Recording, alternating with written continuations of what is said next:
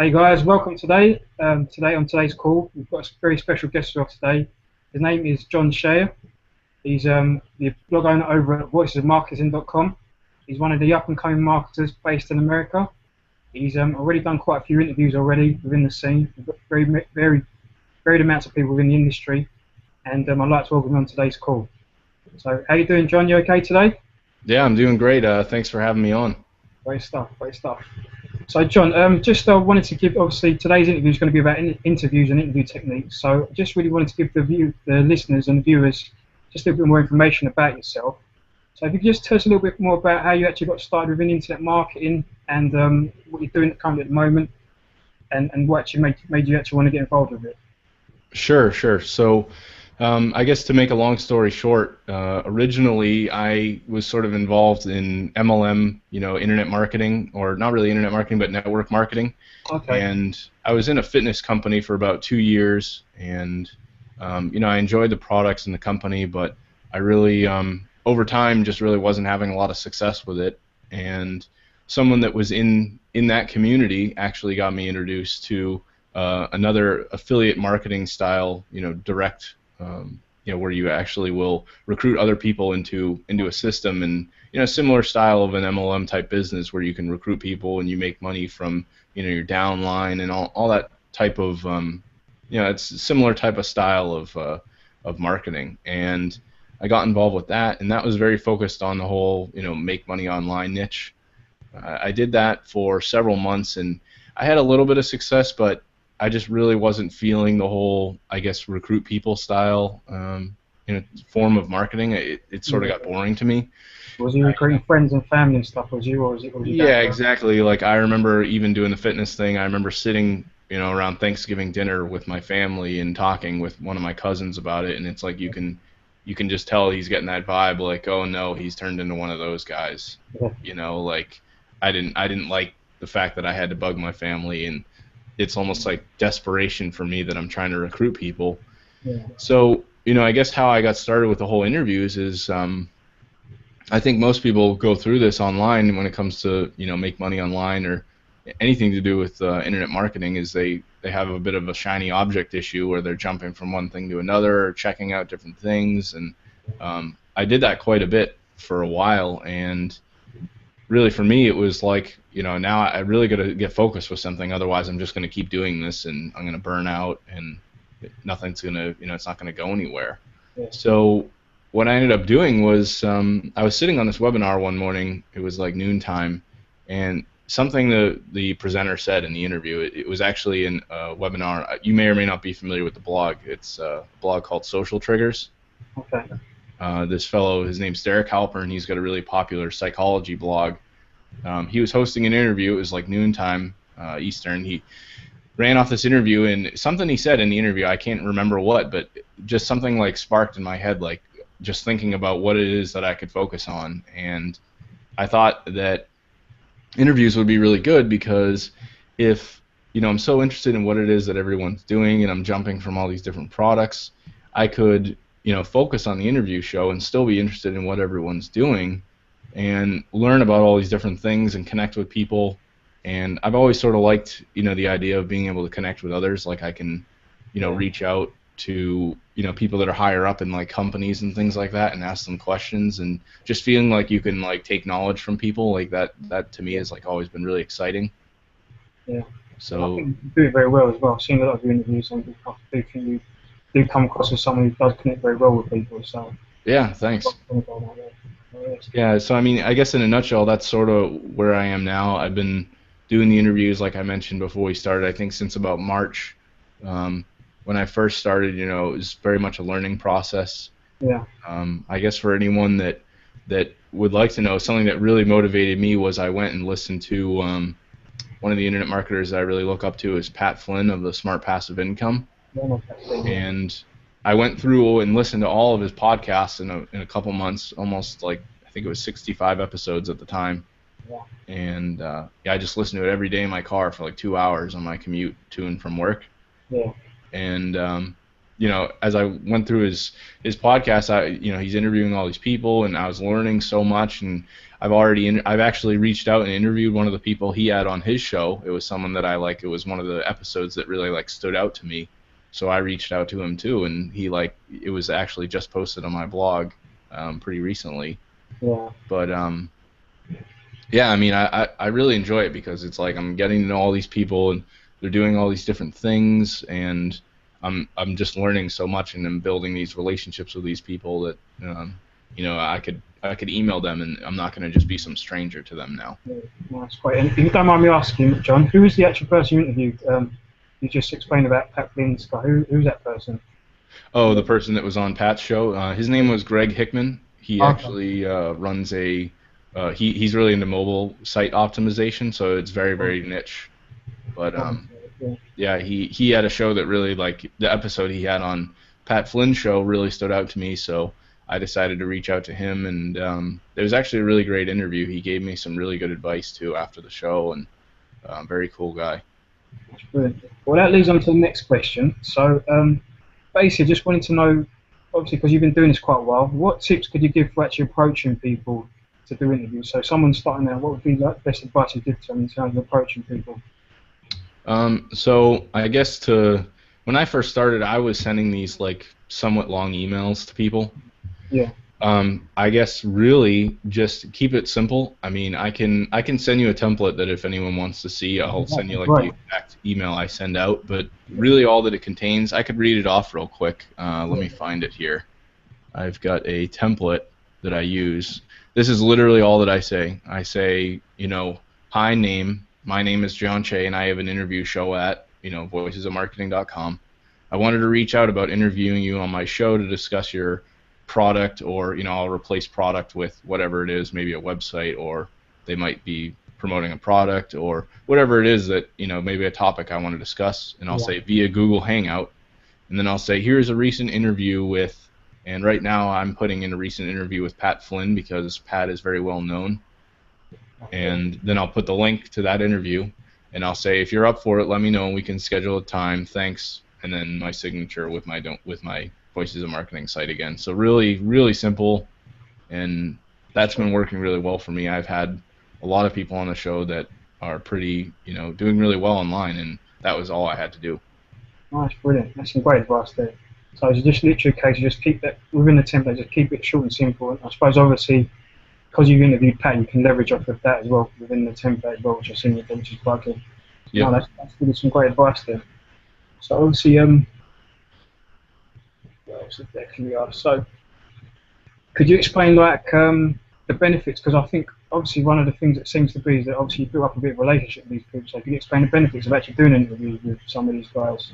Is it obviously because obviously now you said you're able to just email them and so forth, but did that take a long while to do, or was it just after the interview you just seem to be able to get on with, obviously having a chat with them, you just seem to just be able to get on with them, or what would you say it was, how would you explain how the relationships develop from the interview and how that can benefit you in the future maybe? Yeah, I mean, I guess the big thing is, like, if you think about it this way, to some of these guys who might have like thousands of followers and they're getting emails every day, if I were to reach out to one of these guys, I do the interview with them, that's basically how I start the conversation. I've done the interview.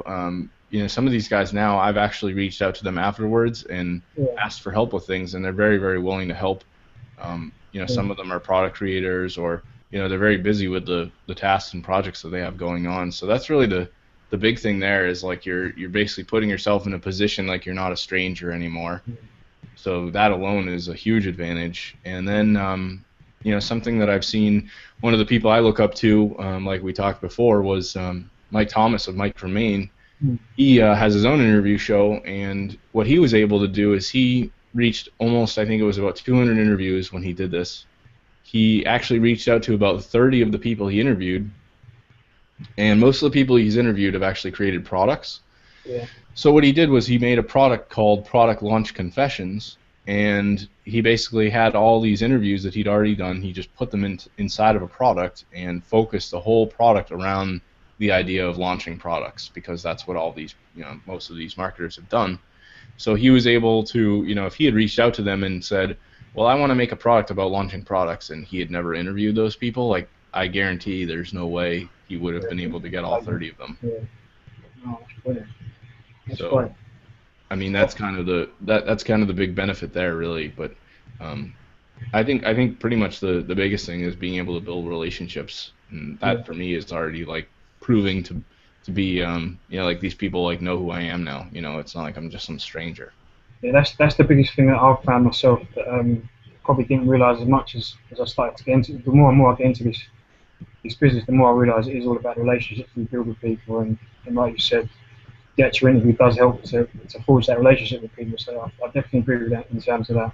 It's definitely all about the relationships you build with people. So on to the next question. So what tips could you give to somebody who's starting out about preparing for an interview? Like what kind of questions and stuff do you ask? What kind of tips could you give to someone?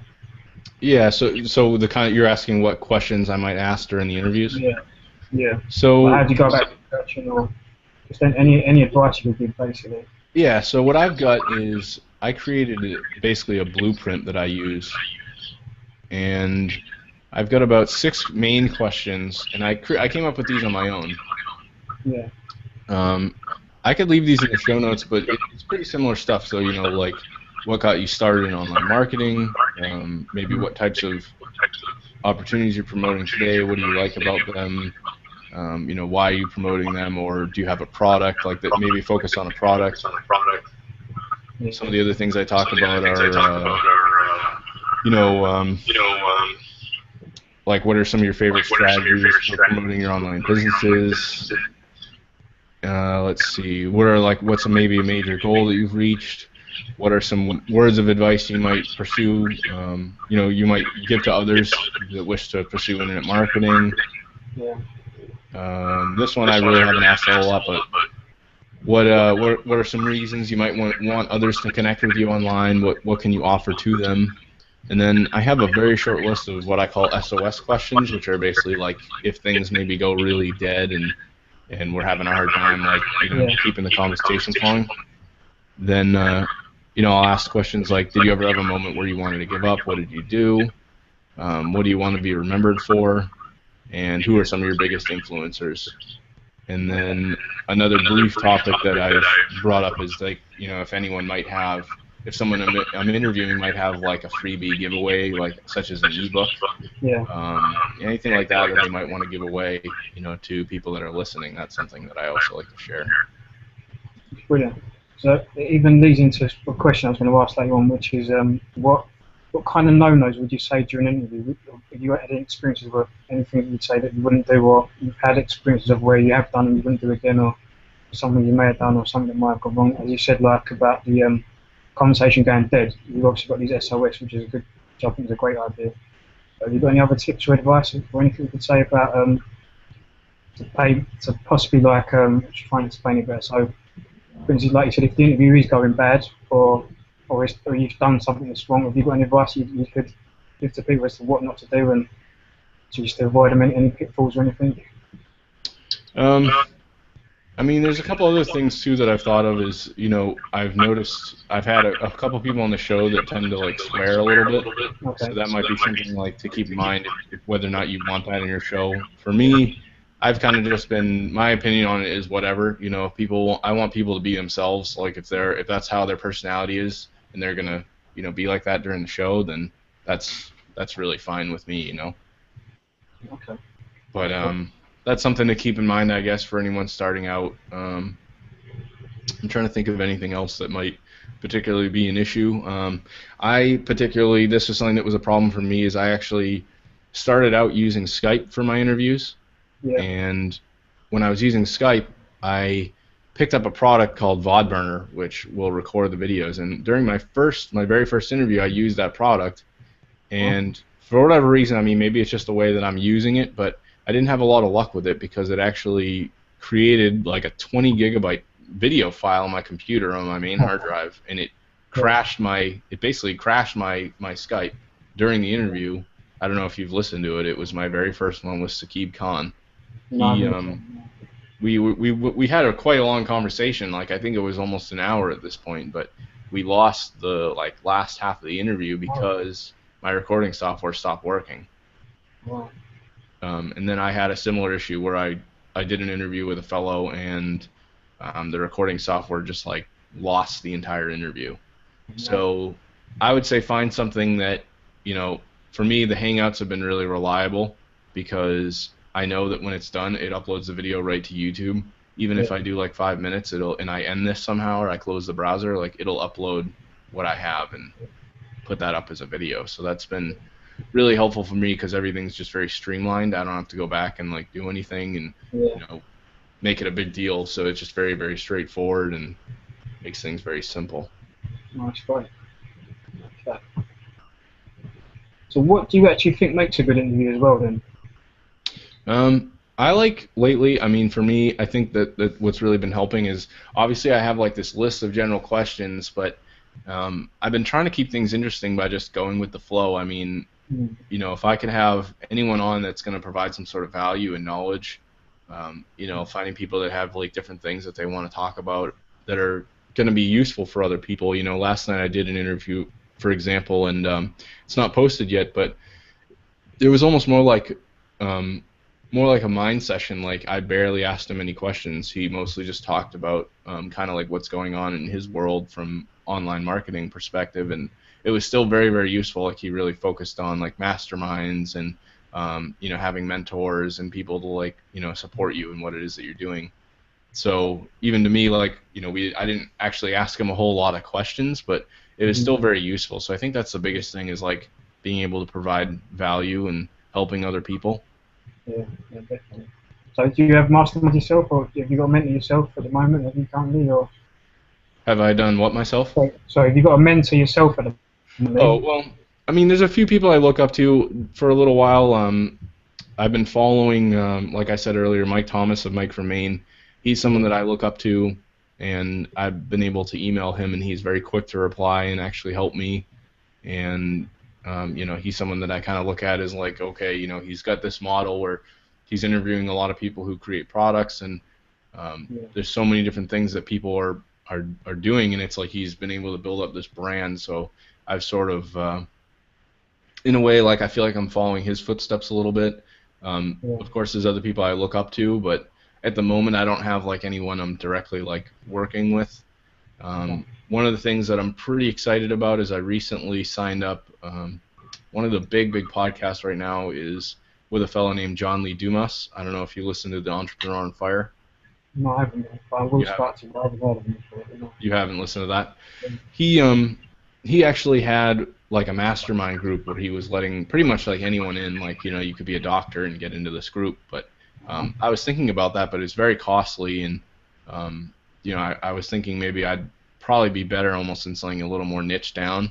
Yeah, And he actually just released something he calls the Podcaster's Paradise, and it's going to be basically a group for only people that are doing like podcasts, and it's learning how to create your podcast and grow your podcast and monetize it and things like that. And that to me is like really interesting because I want to be able to find more people that are going to listen to my show. Like I've done almost 30 episodes, but um, I don't have like a huge engagement like fan base on my blog. Like I might get a few comments from some of the interviews, but nothing like mind blowing. And I really want to get my show out there and have more people listening to it. So a group like that I think will be really useful for me. Like actually being in beneficial. a forum and having other Mm. people that are kind of like on the same level as me, finding people that are like really motivated to build this and Yeah, go from there. So I think that for me is kind of where I'm going with it. oh, that's cool. So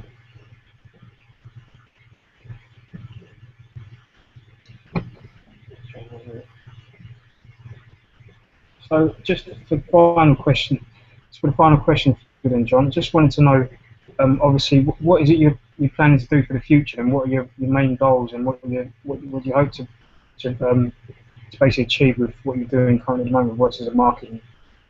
Sure. So, I mean, I know everyone says this. Obviously, you need to have very specific goals. I think ultimately, with the interview show, I would like to get to a point where I can basically not have to work a regular 9 to 5 job, and I can have the freedom to basically do what I'd like and Yeah, do something I enjoy, which is doing these interviews. Like like as an example, I took a work pager this weekend, and I was actually on my interview last night, and here I am getting paged for work, and I ended up on a phone call till like 1 in the morning, Oh, and I'm really only getting paid like, it's not bad for a weekend, but I'm getting paid yeah. a couple $100. But to me, like, I would much rather be doing something like this, like doing an interview Yeah. and making money from that and helping people than spending, all my hours at night or all my hours during the day, like troubleshooting these same things day in and day out. I guess for anyone that doesn't know, I do tech support full time for a living for a software company. Okay. So it's sort of a drag to me in comparison, and I Yeah. think there's a lot more potential for just about anyone who wants to do something bigger. Oh, brilliant. That's brilliant, John. So, just just to finally, just so that people know where to get you then. So your blog is over at voicesofmarketing.com, Yep. and it's John Shea. So if guys, if you just get a chance, just get over to voicesofmarketing.com, leave a few comments on John's blog, and I'm sure he'll be there to help you out with anything or any information you need to know regarding interviews and so forth. So we'll leave it there then, John. All right, great. Yeah, All right. I really appreciate you reaching out. I know we had some email Yeah. communication issues there. Like you said, Yeah, it was there's going in email. your spam and stuff like that. Yeah. But yeah, no. I really appreciate. John's a great guy because I had a lot of trouble actually getting through to John. I must have emailed John probably about 2 or 3 times, and he was always patient with me. So I really appreciate John's time, and he's always been like very, very nice guy. He's always been willing to give me a bit of time. So I really appreciate that, John. So Thanks. thanks for the interview again, John. Thanks All a right, lot. yeah, I'll send you the notes and stuff for the for everything for Yeah, anyone that's that'd be listening if they great. want. Anybody's listening, like I said, John's going to send over the templates and stuff, and well, other bits of information. So yeah, that would be great if you could do that, John. That'd be excellent. Yeah, another resource, just while it's on the topic, that I use to really get started with kind of the interview show in terms of the actual podcasting and microphone equipment is if you go over to www.podcastingtutorial.com. That's Okay. actually a podcast tutorial that was made by Pat Flynn that's actually very, very useful. It's all free, and it will pretty much get you started from scratch, and it goes over everything, even the equipment and everything you'd need in terms of getting started. Brilliant. And could you just give us the email address for that again, please, John? My email address? No, sorry, just the URL address, just for that. Oh, it's podcastingtutorial.com. Podcastingtutorial.com. Brilliant. Okay. And Paxton basically gives you all the advice and tips you need for that. Really. Yep. Yeah, and another recent resource, I guess I'll mention this since it's on topic, is if you're starting out and you decide you want to start a podcast, one of the best services that's paid is called Libsyn, and I've been doing that for months. And I had some issues because I rebranded my show. For anyone that didn't know, I originally started with a domain as john-shay.net, and I rebranded the show as Voices of Marketing, which obviously is much better. And I had to re-upload all my podcast episodes with the new name and relabel all of the shows and everything, and I basically took up all my bandwidth that was used for, I was paying $20 a month for the service, and I had to basically re-upload everything, so it was like I was putting back the same shows I already had and taking up all my monthly bandwidth. But if you really want to get started, I would highly suggest just using a free service. It's like an internet archiving library. It's called archive.org.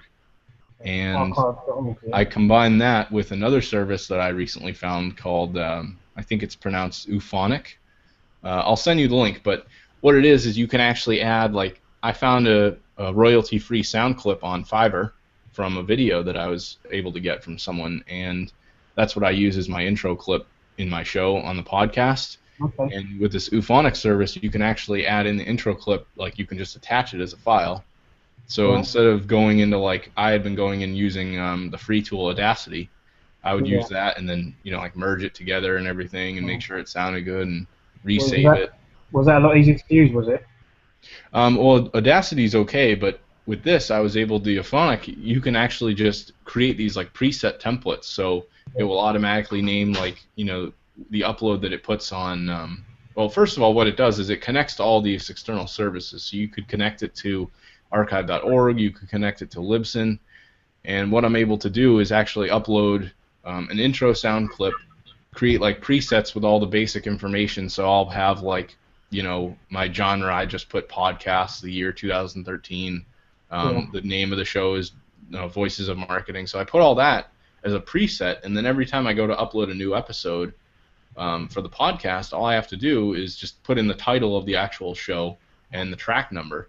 It automatically, through this service, will upload it from Uphonic into archive.org, give you the MP3 link, and then I can use that with, I use a free WordPress plugin called Blueberry, or Burberry, I forget the name of it, but I can use that, and that's how I put the shows actually in the posts on my blog. Wow. Okay, well, that's a great tip there. Thanks for that, John. I'm sure the listeners appreciate that very much. And yeah, so if you just repeat the website address for that again, so euphonic.com, is it? Yeah, it's Uphonic and archive.org. If you go to Uphonic, it shows you all the different choices. Like you can even upload externally to YouTube if you choose. Yeah. So that's something that I recently discovered. It also, the biggest thing about the Uphonic site is it also improves the audio based on like what's in it. It'll scan through your file automatically, and it'll know, like, because obviously this is not music, it's talk. Yeah. It'll optimize it better and make the sound more crisp and clean. That's brilliant, that is, because a lot of the time that's the problem with Audacity, is just the sound recording and stuff and trying to get it. Yeah, I mean, I know you mentioned too before we were going to start, we were going to use Skype and then record with Audacity, and I've never done that. I'm sure it would work, but I don't know how it would come out, You usually have to go and do a lot of editing afterwards to try and get the sound right. So no, that's great then. If you can do that, that's great. It's really good. This will automatically make everything, like, it really just simplifies the whole process. No, that's brilliant. So I really appreciate that, John. Once again, thanks for the advice, and it's been great interviewing you today. So obviously look forward to maybe in the future doing a few more interviews. Sure. I'm sure you'll be very successful with what you're doing at the moment with Voices of Marketing, and I'm sure that you're going to get your name further out into the marketplace as well, as you're an up-and-coming marketer. So we'll call that a day today, and thanks again, and thanks for listening, guys. Yep. Thanks for having me. No problem. And once again, guys, if you want to connect with John, it's over at voicesofmarketing.com, and it's John Shea. Okay, guys. Thank you.